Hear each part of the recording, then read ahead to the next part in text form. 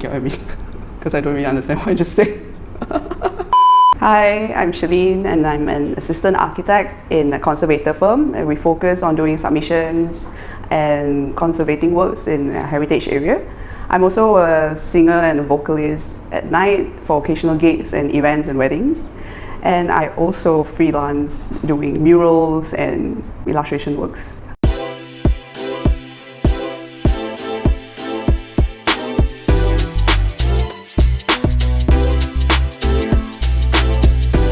I'm in the construction field, so there's a lot of guys and not much girls, especially when you have to go to site and inspect a site.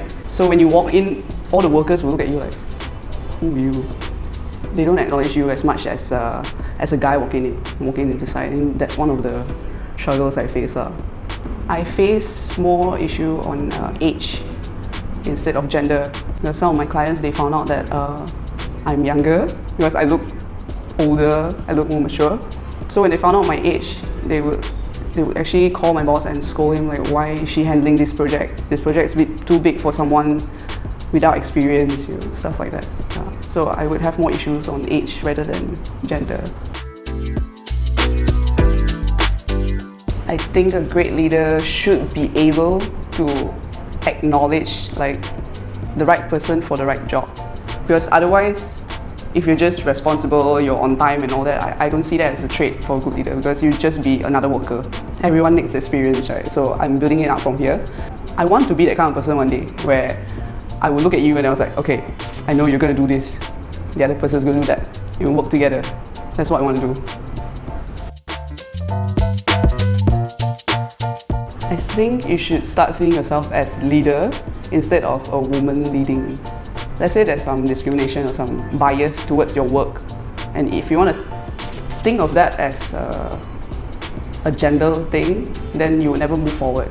From all the criticism you get, don't think of it as a bias comment towards your gender, but instead take it all in, learn from it and do better next time, and just prove them wrong, I guess. Okay, this is a really tough one. My day job is an assistant architect. I also sing and I draw.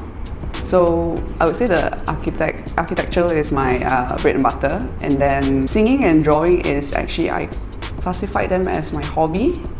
So I don't want to put too much pressure on myself for that one. But these are all still my main monthly income. Sometimes I can't even find balance between my day job and my hobby. So what I do is I start having this small notebook in my bag, and I would write. I would have the calendar and all that. I really have to schedule everything properly. Time management is the crucial key.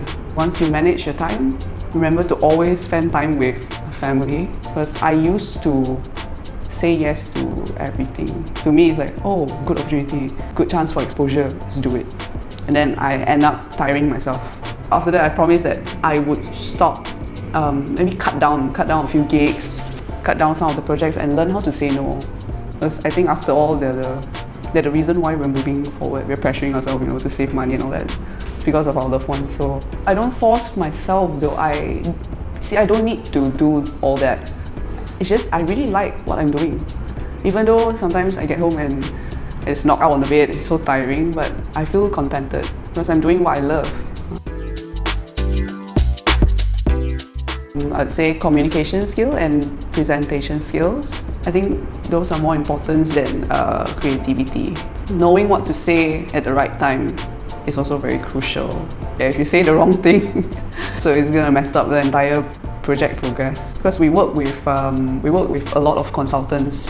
So with the architect, we have to work with the engineers, the interior designers, the clients, and with the council actually. So yeah, I think talking and presentation skill is like really, really important.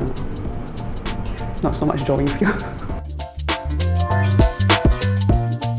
Have a clear vision, a clear goal to what you want, and be persistent about it. I think you won't learn if you don't face any failure.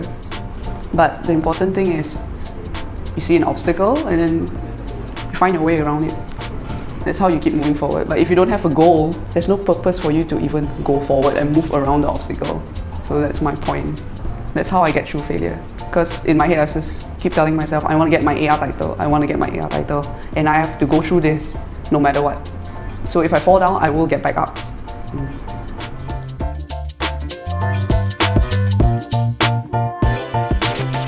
Juggling with so many jobs at one go, I think it's really okay for you to say no and have time for yourself sometimes. So good luck and all the best. Happy International Women's Day. Okay. Okay.